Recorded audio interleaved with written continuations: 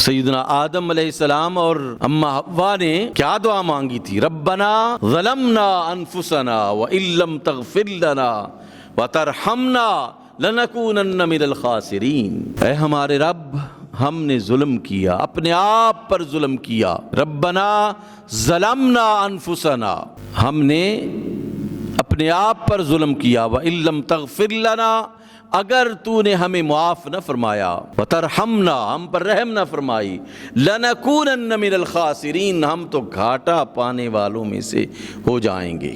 مطلب یہ ہوا کہ ہمیں ڈے ون سے انسان کو سکھایا گیا ہے، حضرت آدم کی زبان سے نکلے ہوئے الفاظ یہ انسانیت کے لیے ایک بہت بڑا لیسن ہے، بہت بڑا سبق ہے کہ ہر وقت انسان اپنے رب کے سامنے یوں ہی جھکتا رہے اور کہتا رہے ربنا ظلمنا انفسنا وان لم تغفر لنا وترحمنا لنکونن من الخاسرین۔ گناہوں کی بخشش کا ایک بہت بڑا ذریعہ اللہ نے در رسول کو بھی قرار دیا ہے۔ وَلَوْ أَنَّهُمْ إِذْ ظَلَمُوا أَنفُسَهُمْ جَاءُوكَ، اگر وہ اپنے آپ پر ظلم کر لیں تو وہ آپ کی خدمت میں حاضر ہوں، جَاءُوكَ، وہ تیرے پاس آئیں، فَاسْتَغْفَرُوا اللَّهَ، اللہ سے مغفرت طلب کریں، واستغفر لهم الرسول، اور رسول بھی ان کے لیے استغفار کرے، لوجد اللہ توابا رحیما، اللہ کو وہ پائیں گے، تواب پائیں گے۔ ایک ہے وہ ہستی جو صرف توبہ قبول،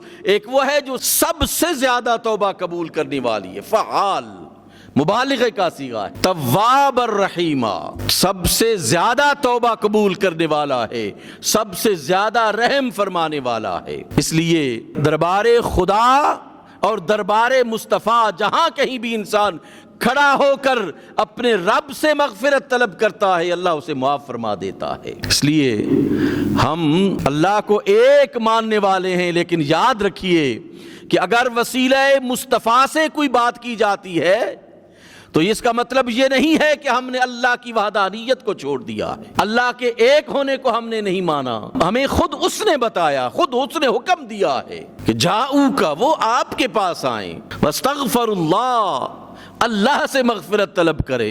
جب اللہ سے ہی مغفرت طلب کرنی ہے تو پھر مجھے مصطفیٰ کریم علیہ الصلاۃ والتسلیم کے در پر کیوں جانا ہے؟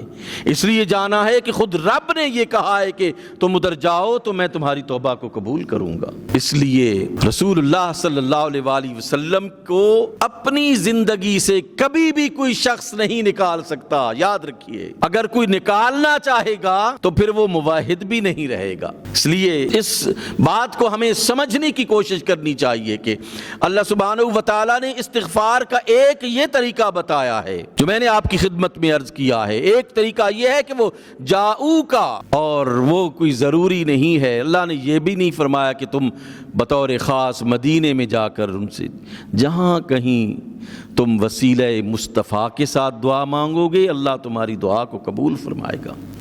یہ نہیں ہوا کہ جاؤک فی المدینۃ یا جاؤک فی حیاتک، اللہ رب العزت نے ہمیں یہ نہیں فرمایا کہ آپ کے پاس وہ مدینے میں آئیں یا آپ کی حیات میں آئیں، فرمایا جاؤکا، مطلقاً یہ ارشاد فرمایا ہے کہ جاؤکا، وہ تیرے پاس آئیں، جب بھی آئیں، جس حالت میں آئیں، جس زمانے میں آئیں، جس وقت میں آئیں، صبح آئیں، شام آئیں، جب آئیں، جیسے آئیں، جہاں آئیں، بس ایک یہ کہہ دے کہ اے مولا، اس ذات کے واسطے سے تیری بارگاہ میں عرض گزار ہوں کہ اس نبی کے صدقے سے میرے گناہوں کو معاف فرما دے، اس رسالت مآب کی وجہ سے میرے وسیلے سے تیری بارگاہ میں عرض کرتا ہوں کہ میرے گناہوں کو معاف فرما دے۔ اور یہ کوئی آج اس امت کی بات نہیں ہے۔ یاد رکھیے کہ آج یہودی دین کے سخت مخالف ہیں، رسول اللہ کے سخت مخالف ہیں، لیکن آپ کی تشریف آوری سے پہلے، آپ کے اس دنیا میں